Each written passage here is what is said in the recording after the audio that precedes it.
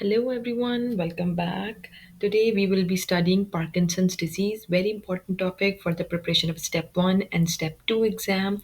I am using first aid of USMLE step 1. This topic is very important, and with that I will also try to cover dementia with Lewy bodies or Lewy body dementia, because Parkinson's disease and Lewy body dementia, they have a lot of similarities and it's confusing. So I thought that it's very important to discuss these two topics together in the same lecture, so the things would be easier to remember. Okay, so, what is Parkinson's disease? For Parkinson, it is a motor disorder, a movement disorder. Okay, so for this disease, you should remember a mnemonic called TRAPS, TRAPSS. This mnemonic is very important and very simple. If you remember this mnemonic, you will remember a lot of findings we see in the patients of Parkinson's disease. So, what is the pathophysiology of Parkinson's? First and very important is neurotransmitter involvement and pathophysiology. So, Parkinson's disease happens when there is a loss of dopaminergic neurons in the substantia nigra pars compacta.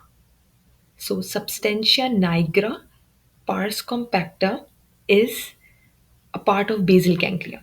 So, in a simple words, basal ganglia has different parts, and one of that parts is substantia nigra. Substantia nigra has two parts: the pars reticularis and pars compacta. In pars compacta, we have dopaminergic neurons, neurons that contain dopaminergic neurotransmitters.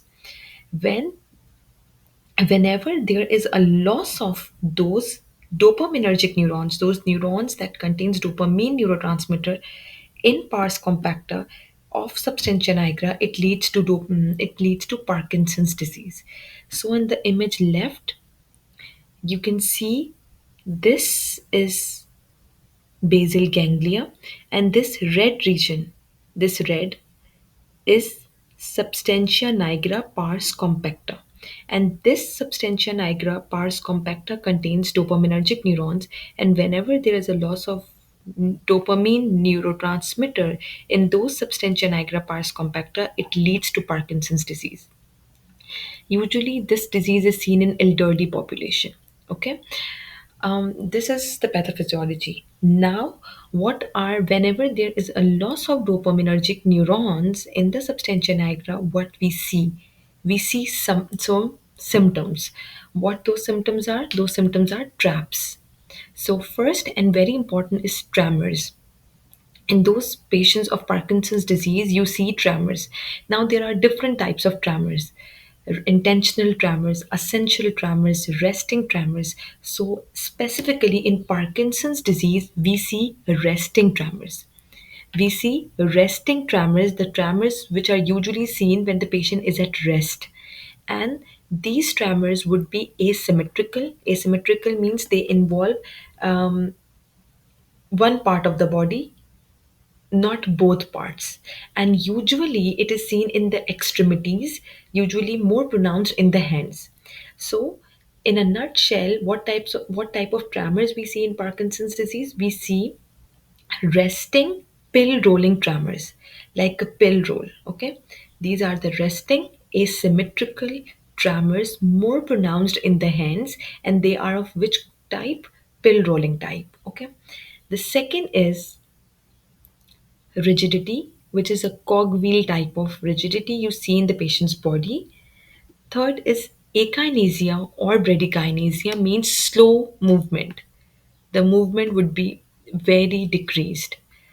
The fourth is postural instability. Postural instability, when a patient tries to shift right or left, there would be a postural instability, and that increases the risk of fall.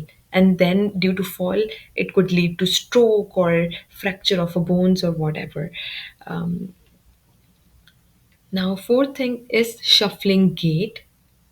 And fifth is small handwriting, which is micrographia. Patient's handwriting would be very small. So these are the findings we see in the patients of Parkinson's disease. Okay. In Parkinson's disease, now the question arises, which is very important: do we see dementia in the patients of Parkinson's disease? Yes, we see. But dementia is usually a late finding. So, if the patient has Parkinson's disease for like 5 years, 10 years, then you can see dementia. You will not see dementia in the early stages of Parkinson's disease. Dementia is a very late finding in Parkinson's disease. Okay. Now, with that, let's talk about Lewy body dementia or dementia with Lewy bodies. Why am I discussing this topic with Parkinson's disease? Because in Parkinson's disease we see Lewy bodies. Here you can see, here it is written Lewy bodies. So in Parkinson's disease you see Lewy bodies, and also in dementia with Lewy bodies you also see Lewy bodies similar. Ditto Lewy bodies are seen in Parkinson's disease as well as in dementia with Lewy bodies. That is the reason I am discussing dementia with Lewy bodies and Parkinson's disease together. And also, there are certain features in Lewy body dementia which are similar to Parkinson's disease. Okay, so let's talk about Lewy bodies. What are Lewy bodies? These are the round eosinophilic inclusions. These are red color inclusions, round eosinophilic inclusions of alpha synuclein. Okay, these are called Lewy bodies. And in Parkinson's disease, these Lewy bodies, when we do the pathologic test, we see a Lewy body. Histologically, we see Lewy bodies. What are Lewy bodies? These are round eosinophilic inclusions of alpha synuclein, and they are seen in the basal ganglia in Parkinson's disease. And the similar Lewy bodies are also seen in dementia with Lewy bodies, but those Lewy bodies would be found in the cerebral cortex, cortical cells. Okay.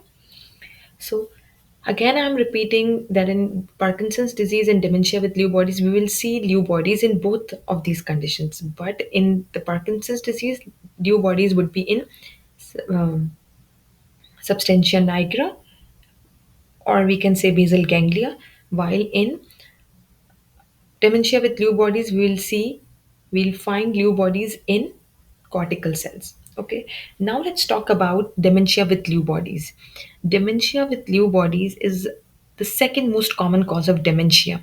Now, from the name dementia with Lewy bodies, you can remember a lot of things, a lot of important high yield stuff from this name only.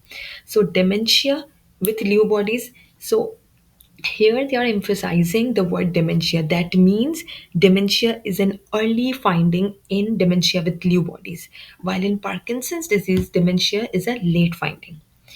With Lewy bodies, dementia with Lewy bodies will be seen in dementia with Lewy bodies, which is also seen in Parkinson's disease. Okay, so dementia with Lewy bodies is the second most common cause of dementia.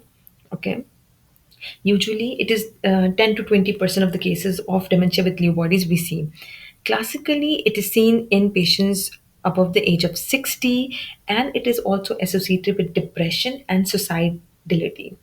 Okay, so just like Parkinson's disease, we remember mnemonic traps. In dementia with Lewy bodies, you should remember a triad of dementia, number one. Number second, Parkinsonism, like Parkinson's like features like tremors, resting tremors, rigidity, akinesia, postural instability, shuffling gait. Okay, so we will see dementia, Parkinsonism, and visual hallucinations. This is the classic triad of dementia with Lewy bodies. First, from the name, you remember dementia. Second, there is a feature similar to Parkinson's disease, so there would be Parkinsonism and Lewy bodies. And the third is visual hallucinations. If you remember this triad, you can never skip this diagnosis. Okay. And the fourth important thing is there would be a RAM sleep behavior disorder. Okay. Triad is very important, and with RAM sleep behavior disorder. So in dementia with Lewy bodies, we'll see a classic triad of dementia, Parkinsonism, and visual hallucinations, and with that RAM sleep behavior disorder.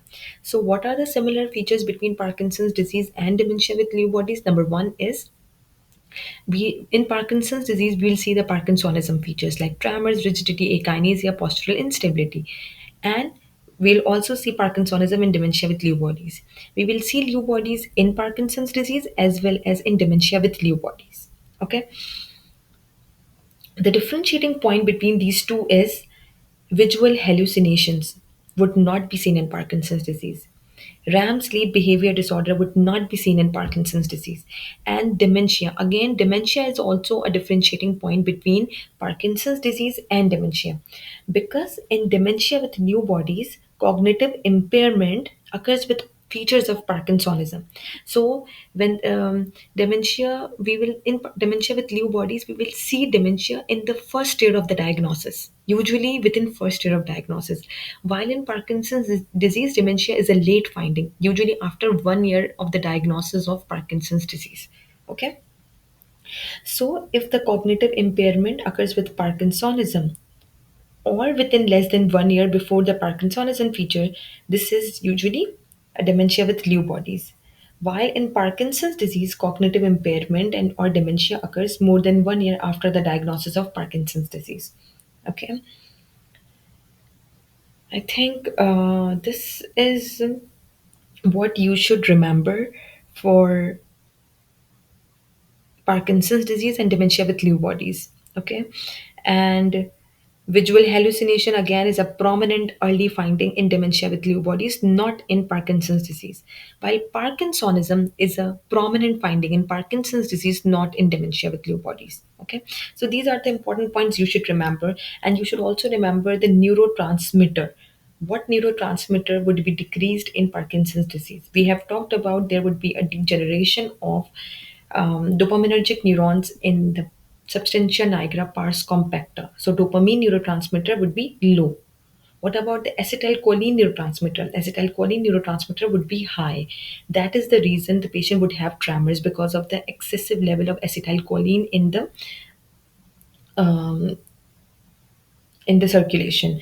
What about the other neurotransmitter, GABA? There is no relation of GABA neurotransmitter with Parkinson's disease. What about norepinephrine? There is no relation between norepinephrine and Parkinson's disease. So you should remember two neurotransmitters. The first and very important is decrease dopamine neurotransmitter, and second is increase acetylcholine.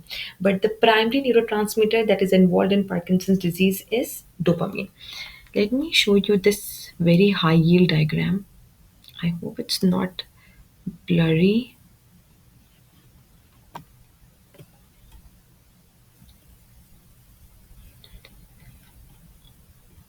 Always remember this image. Very high yield. So this is a typical appearance of Parkinson's disease. Look, the patient would have stooped posture. You can see that there is a stooped posture. The body is rigid, fixed elbow and wrist. You would see mask like facial expression, mask like faces. There would be in a lot of Parkinson's patient, there is loss of facial expression, so there would be a mask like face. Okay, forward bit tilt of a trunk, reduced arm swinging is very important. The arm swinging would be reduced. There would be a slow arm swing, and we will see resting tremors. We'll see slightly flexed hips and knees, shuffling, short stepped gait. Because of the short stepped gait, there is akinesia or bradykinesia, slow movement. Okay, and trembling of extremities. This is a typical presentation of Parkinson's disease. I hope I have cleared a lot of things here. If you guys have any question, you can ask me in the comment section because this topic is very important. In the next lecture, I will discuss about the medicines, the pharmacology of Parkinson's disease, what we give to the patients of Parkinson's, because there is a very long list of medicines we give to the patients of Parkinson's. Thank you so much. Bye.